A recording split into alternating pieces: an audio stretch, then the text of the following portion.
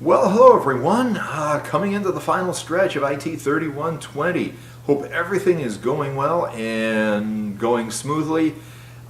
Any questions, major questions as far as the content or things going that are keeping you from getting your work in, please let me know. I'm here to help. Taking a look back at what we've been doing, over the past several weeks we've been creating project documents, and these will be put together into the final project plan. Now it's really important to take a look back at these documents we've created and take care of some of the things that really weren't done quite right the first time. Now each time we created a document, you posted it in the course room, revised it, and then submitted it as an assignment. Now each of those documents, most of them had templates, which was a matter of filling it out and providing the necessary information. Also, anything that was turned in as assignment, which all the documents were, there were scoring guides which told you what we would be looking at as far as content and style. Very important. And the description for each of the assignments would tell you what needs to go into them. So when you go back and look at the documents we created, please look at the scoring guide, look at the descriptions, revise them accordingly. Please fill out all templates completely.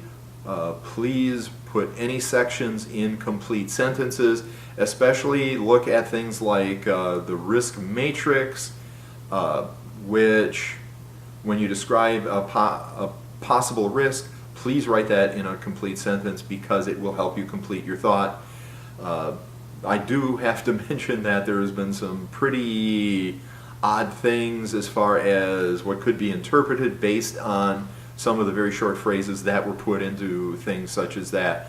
For example, I've seen things like internet security as a potential risk. Well, security would be a good thing, I would think, but if you mean it in a negative, put it in as such. That's why put things in as complete sentences.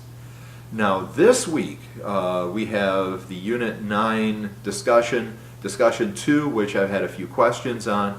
There are two parts to this. One is the executive summary. Now with the executive summary there is a template which gives you a complete list of all the information that goes into it. The executive summary comes at the beginning of the documentation too.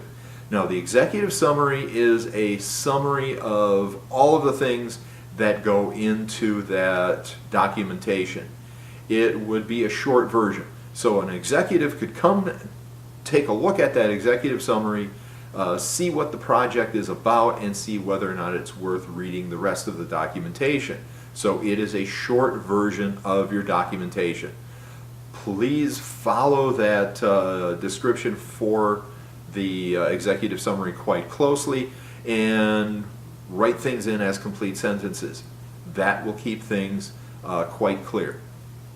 The rest of the discussion is to compile, put together the documentation that you've created throughout the quarter. Now, most of those were templates, so when you go look at them, make sure things are written in complete sentences, make sure that they're completely filled out. Take a look at the scoring guides, take a look at the descriptions for each of those assignments. If you noticed, you'll probably see a number of things that should have been in the documentation that weren't, that were actually listed in the description and the scoring guide. So please take a careful look at that. It's very important. Put all of those parts together. The executive summary goes first, and then the documentation in the order that we created it. A few hints, tips along the way would be: don't start sections at the bottom of a page. Start a new document on a new page. Now all of this should be one document or one PDF. If you have things in Microsoft Project or Excel, I would recommend printing them as a PDF, actually printing out all of your documentation after you have it perfected, printing them out as PDFs and then combining them. Now, Adobe PDF is supposed to, Acrobat, excuse me, is supposed to be a software that is required. So putting it together as a PDF would be the best way of doing it, because you convert pretty much any kind of file that you can print into a PDF and then be able to take each of those individually and put them together. You can come up with a very good looking document as a result. Any questions regarding that, please let me know. Looking forward to Unit 10. Again, you're going to be turning in all of the stuff that's going to be reviewed this week. Again, please follow all the instructions for all of the individual parts. Make sure you have your milestones on your schedule. Make sure that the risks in your matrices are easy to understand, etc. So follow all the instructions. There's plenty of them, and all of them are quite good.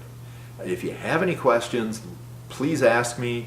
Anything that's holding you up, again, let me know through a course room email. I'm here to help, and so far things are looking pretty good. Thanks, and have a great weekend.